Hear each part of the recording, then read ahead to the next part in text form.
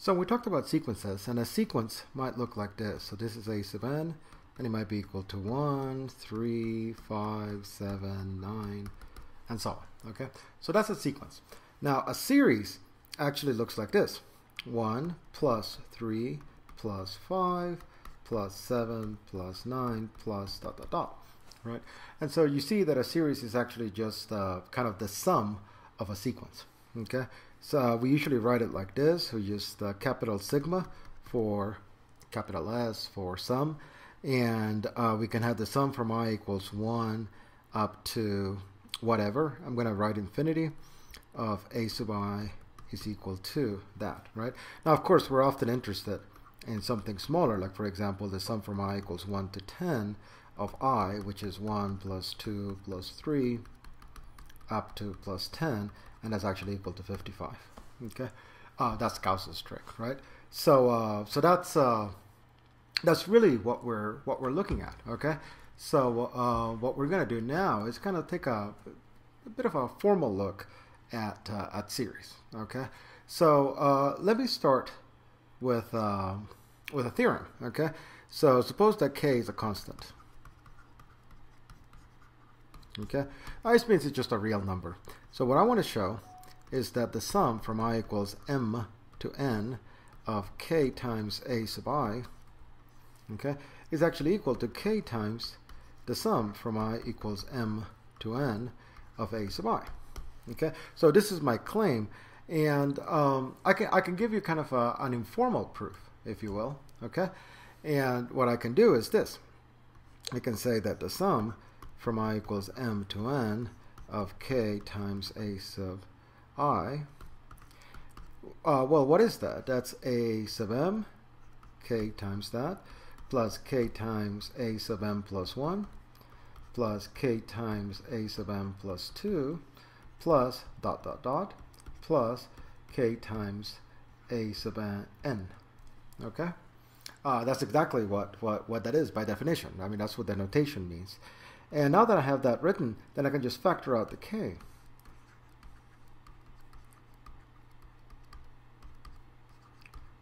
Plus 2 plus dot dot dot plus a sub n. Okay?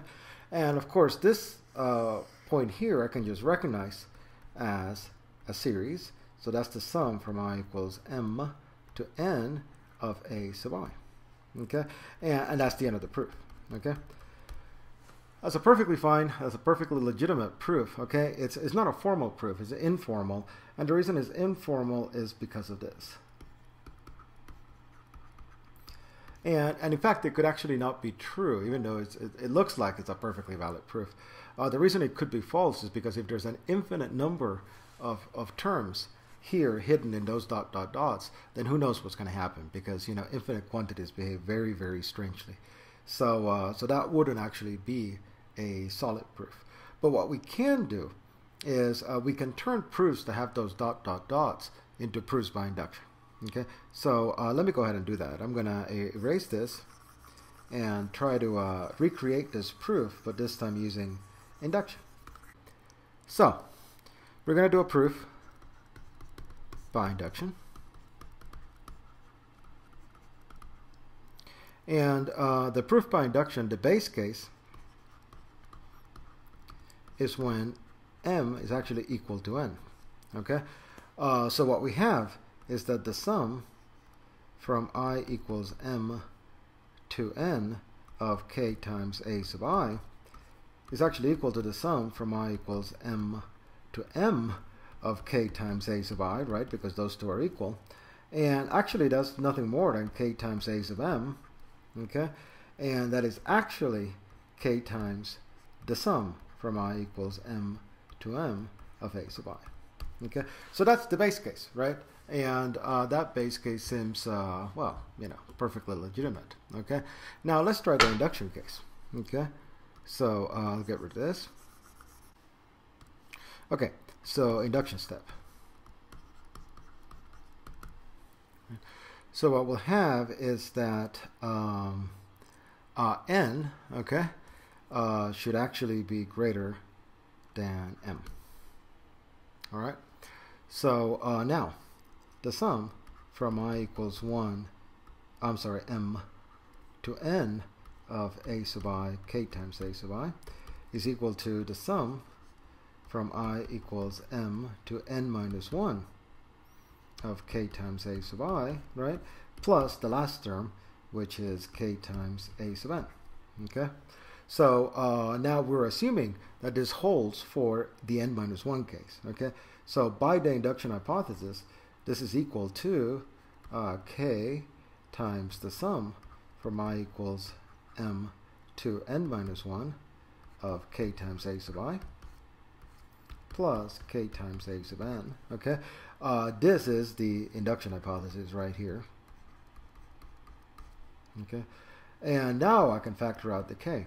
Now before, when I factor out the k, I was actually factoring through lots of terms, you know, that dot dot dot. Now I'm only factoring across 2, so there's no possibility that this is wrong. Okay, this is that's the reason that we like induction for this. Okay, all right. Well, now that I'm just gonna combine these two. That's just the sum. Oops, I'm sorry, that's not there. Okay, from that's not there either. Okay, that's why I copied it. Okay, so if I equals m to n of a sub n. Okay, and that's the end of the proof. Okay, so a couple of things I want you to get from this. Number one, a lot of the proofs that we're going to do are by induction. Okay, so all of these sequences we're going to do proofs by induction. Number two, a lot of times when you see an informal proof that has dot dot dots, we can convert that to a formal proof by using induction. Okay, all right, we'll look at some more examples in the next video.